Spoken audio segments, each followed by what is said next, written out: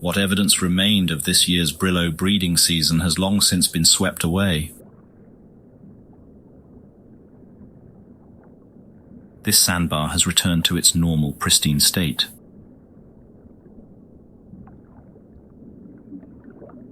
Save for one unusual pile of rocks.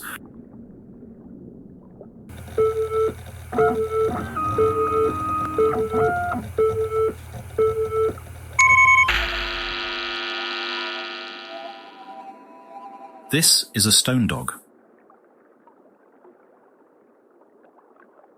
Somewhat like a hermit crab, this animal lives in a portable shelter of foreign material. It grasps together a shell of scavenged of debris with its long limbs and secretes an adhesive mucus to hold it fast. Stone dogs mostly rely on ambushing prey from a camouflaged position.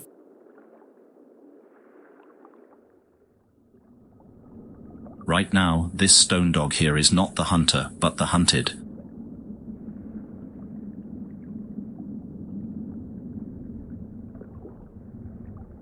It is a woefully obvious attempt to hide.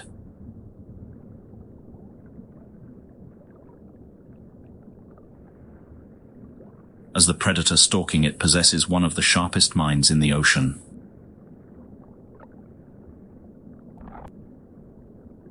A quick check if the coast is clear.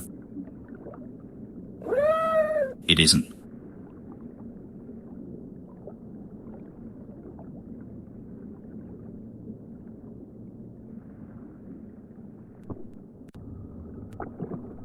Our whale calf wants to play, not eat.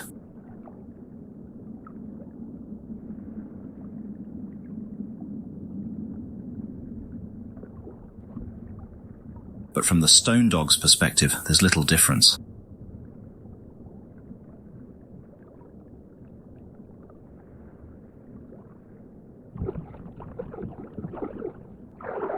Since hatching, our calf has been a healthy and energetic specimen.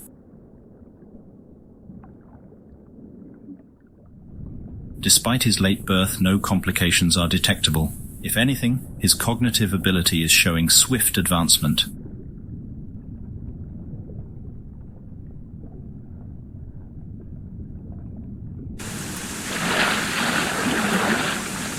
He is very fond of holding his fluke above the water surface.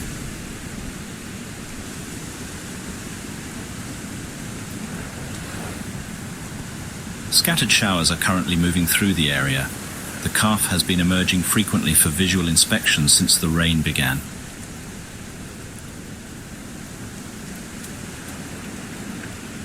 He seems very interested in the weather above.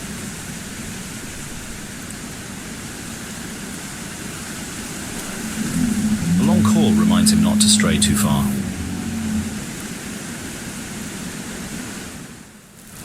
Brillos have surprisingly keen vision above the water. The calf is quickly able to spot his mother. This is the farthest distance he has travelled from her. It is more than twice that of yesterday. Today was quite an adventure.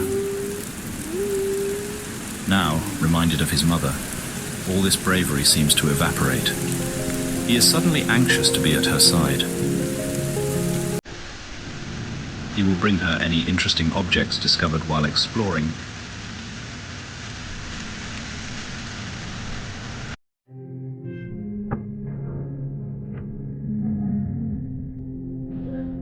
And boot it at her face. His mother is trying to rest off another bout of nausea. This play is a bit much.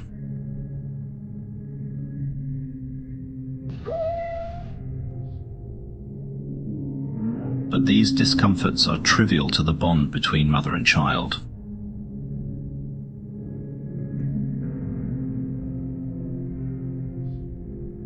Our neural interface even shows a measurable relief in her symptoms during these interactions.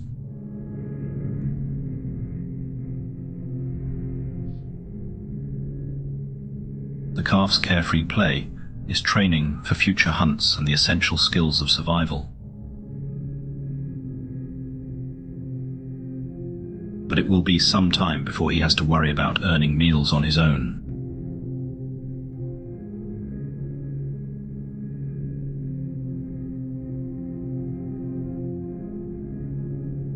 His mother's long, prehensile udders reach him through the thorny bramble. The milk he nurses on is thick as yogurt. Calves subsist on this fat-rich diet for 2 years, building up an insulating layer of blubber and the bands of spongy tissue for other organisms to burrow into. Here we arrive at what truly makes a Brillo whale such a remarkable specimen for study. Symbiosis of unrivaled complexity and variety. This female was initially selected for study due to her exquisitely beautiful exterior. The mammal is almost totally concealed within the undulating botanical mass. In cross-section, the distinction between whale and passenger is more visible.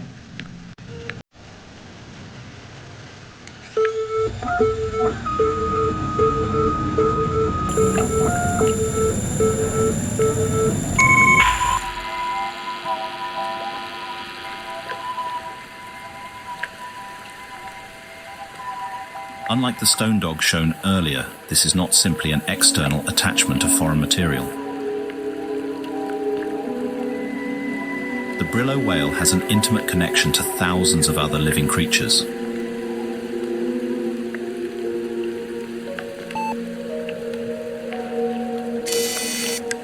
The whale chooses from among a variety of partner species.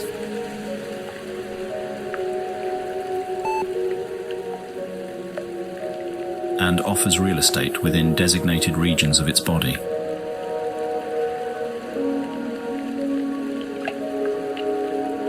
An inner membrane draws the line between the welcome cohabitation space and the whale's vitals.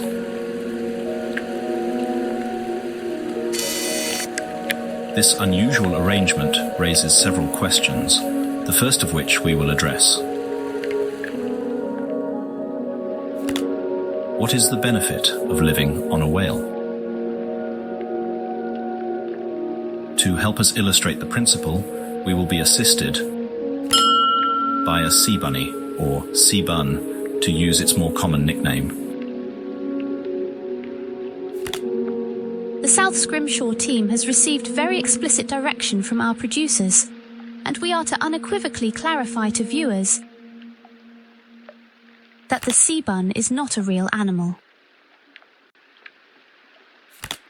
The sea bun owes its creation to the original landing party of Kronos 5.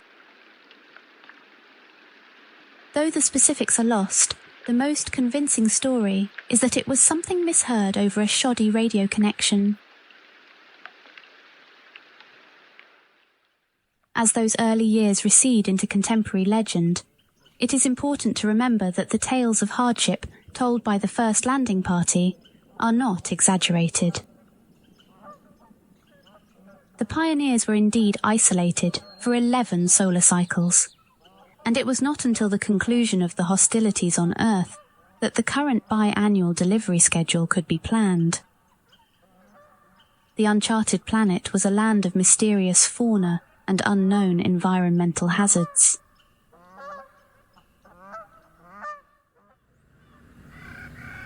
It was a time where technology seemed to suffer inexplicable malfunctions, while repair efforts were always undermined by a constant lack of materials, tools, and manpower. The myth of the sea bun serves as caricature for the force of chaos, always at work when one's back is turned. Sea bunnies was a sort of shorthand for, I don't know what's wrong, it could be anything, including a cryptid. Among our seniors who were present at the time, one likened the expression to "here be dragons" on medieval maps. Another drew a parallel with Murphy's Law. Somewhere along the line, either as intentional jokes or honest misunderstanding of colourful communiques, word of sea bunnies repeatedly escaped the planet in a way interpreted as fact by those off-world.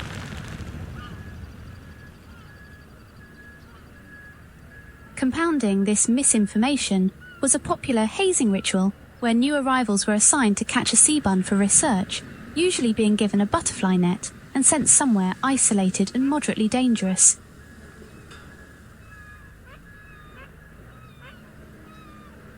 A unique culture planetside encouraged the escalation of this practice, until a few near disasters brought a legislated end to the budding tradition.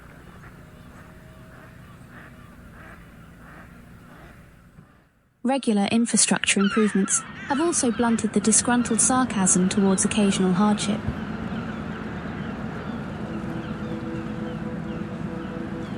In recent years, the Sea Bunny is most defined by Will Voynich's cartoons.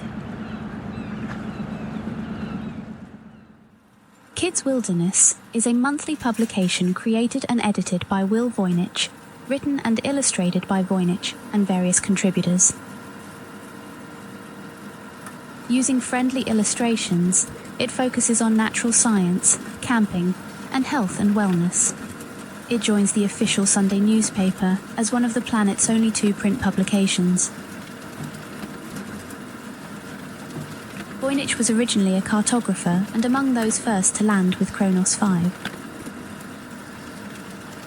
Children's literature only became a guiding passion after he discovered himself a soon-to-be father, and realised how very little would be available for the new generation by way of age-appropriate entertainment and education.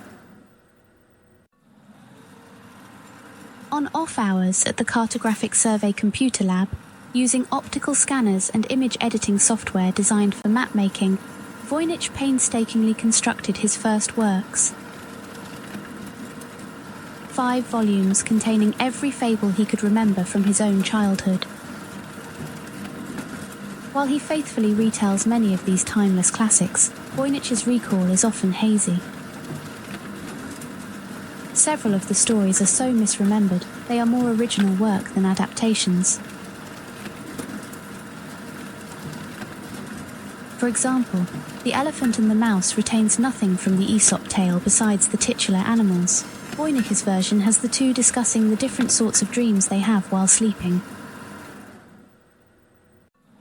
Voynich's first intentional works of fiction would be penned for Kids Wilderness. The Adventures of Seabun and Monaco.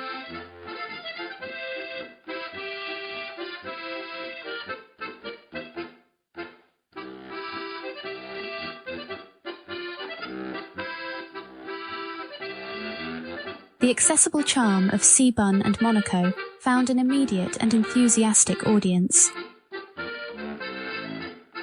Currently playing are musical arrangements from the puppet show adaptation, which has been touring schoolhouses. The songs were composed and performed by Nico Kuprin. The formula of each adventure largely follows the same beats. Seabun, an ocean sprite with impish curiosity and an endless appetite for inedible material, happens upon some unknown piece of infrastructure and decides to devour it. Meanwhile, Monaco, a nervous eel sidekick who always follows Seabun, watches on in comically exaggerated terror while imagining the most nightmarish possible outcomes. These predictions of doom never come to pass. But Seabun's actions do cause significant damage, forcing construction crews to deploy for repairs. Seabun, now realising his error, uses his supernatural strength to help workers in various ways and atones for his destructive acts. Everything is then rebuilt stronger than before. The story formula seeks to inform young readers about vital infrastructure, where it is found, what happens if it breaks, and the sort of specialised work that maintenance requires. It also seeks to make the harsh edges of a frontier life less frightening and unknown to young readers. Each story ends with the sleepy Seabun returning to his burrow with a souvenir where he slumbers peacefully. That is, until he gets hungry again.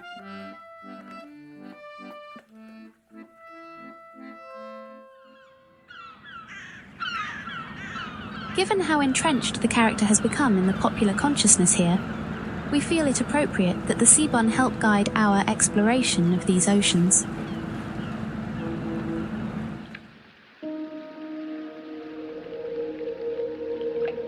While each species has its own unique adaptation to this niche lifestyle, we can create several broad categories of benefits such evolution aims to harness. Moving through water takes energy. It is far easier to travel great distance when someone else is doing the swimming. Simply hitching a ride can be greatly beneficial. For example, one species of crab only lives on Brillo whales every other generation and uses whale transportation to greatly expand its range. Unless one is the apex predator, the threat of being eaten is an ever-present reality. If one lives as a potential meal, it is very important to be the least desirable, most difficult of meals. Finding alliance with a giant beast and living under its protection creates a very effective deterrence. It's always still possible to be eaten, but hunters now risk facing off with a leviathan. Some partnerships are more proactive. Certain shark, skates, rays and scarps have formed hunting partnership with the Brillos. They help find and catch quarry, then share in the feast. Pack hunting allows the Brillo to take down larger and different sorts of prey. The blood or waste of Brillo whales can also provide a source of nourishment. This not offered freely.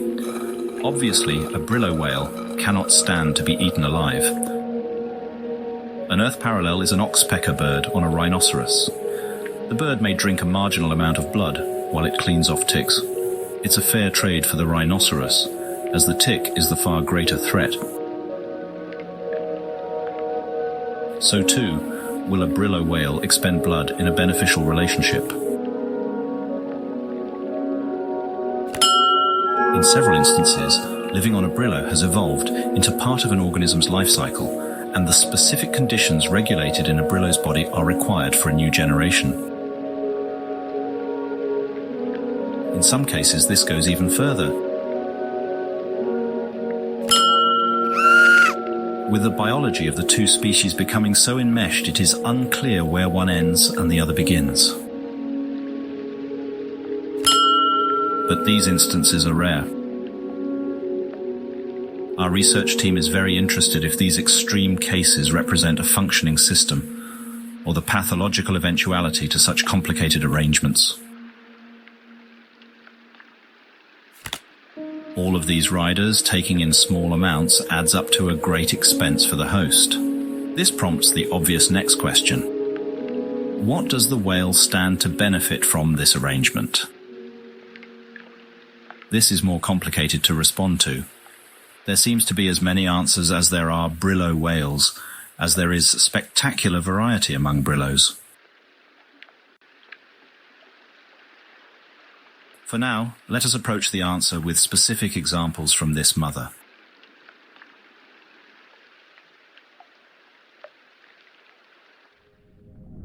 The most prominent feature along her body is the wide variety of photosynthesizing organisms. The whale is, of course, not an autotroph producing her own energy from sunlight. But the specialized sea flora pays rent by sharing some of their sugars into her blood. When light is low, roots ferment and alcohol is also created as a byproduct. Certain plants near her head also act as fishing lures, drawing food to her maw.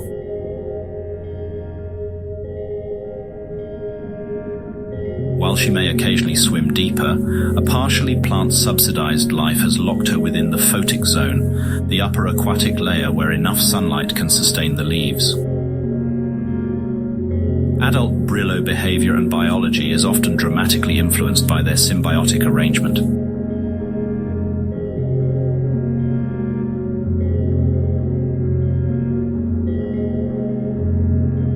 Here we see a blood trilobite.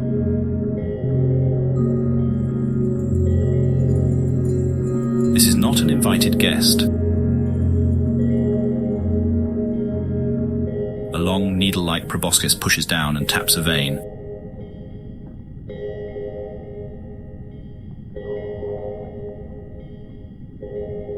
Drinking in great volume and offering nothing in return, it is a true parasite. This is a job for the vellum worm. Vellum worms fill their stomachs by grooming brillos of unwanted visitors. It is currently hypothesized that vellum worms distinguish the welcome from the attackers through smell and taste.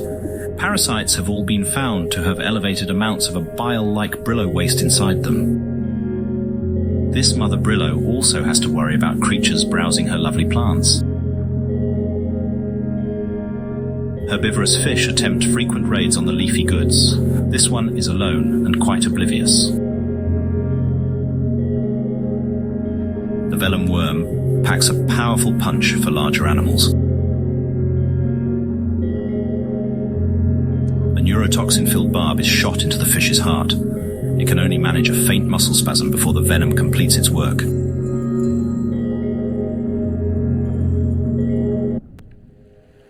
The brillo whale's strategy is called a symbiotic garden. It is an intentionally cultivated arrangement and a precarious balance of mutual reliance. When successfully maintained, the host becomes a morass of life. It is usually defended from attack.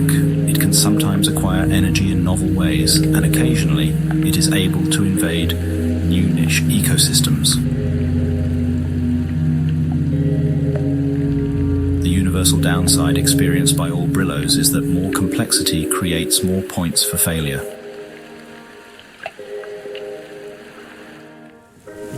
An adult brillo's life is dominated by the struggle to groom a semblance of order into increasingly overgrown flanks.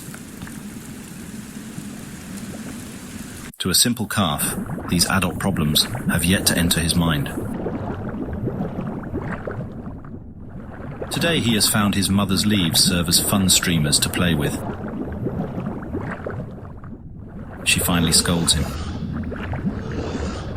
She is too unwell to tolerate any more roughhousing.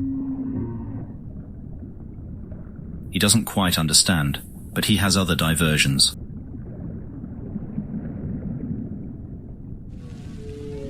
Primarily drinking more of her milk. Given the complexity of brillo anatomy, even small health problems can swiftly spiral out of control. This female experienced complications while giving birth. There is the potential for the situation to worsen.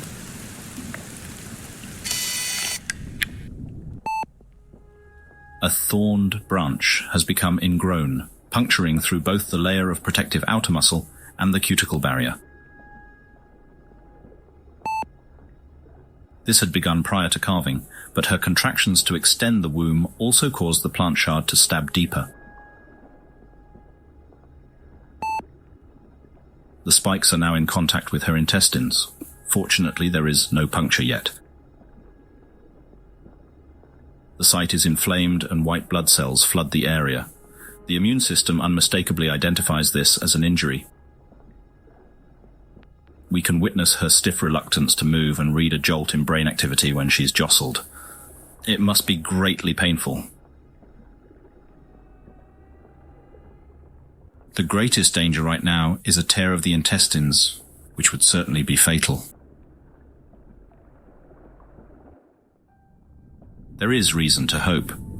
Our scans also reveal that she has recovered from a similar injury in the past. Perhaps brillos regularly endure such ghastly wounds. Perhaps it was the safety of the brillo herd which afforded her enough time to convalesce. Certainly her odds of survival will be boosted greatly if she is able to make the long swim back. For now, she is still well enough to care for her newborn, though doing so must be exhausting.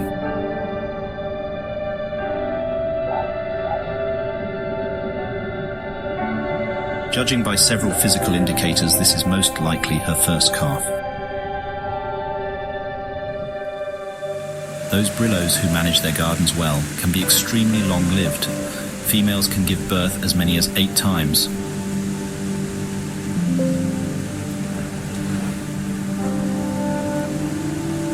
If the calf survives, one day he too might also cast his genes forward, his own minute fingerprint on the future's shape. Regardless of whatever metric of success we observers of an outside species might apply,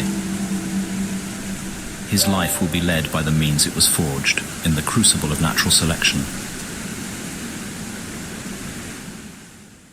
But, for now, a rare moment of shelter.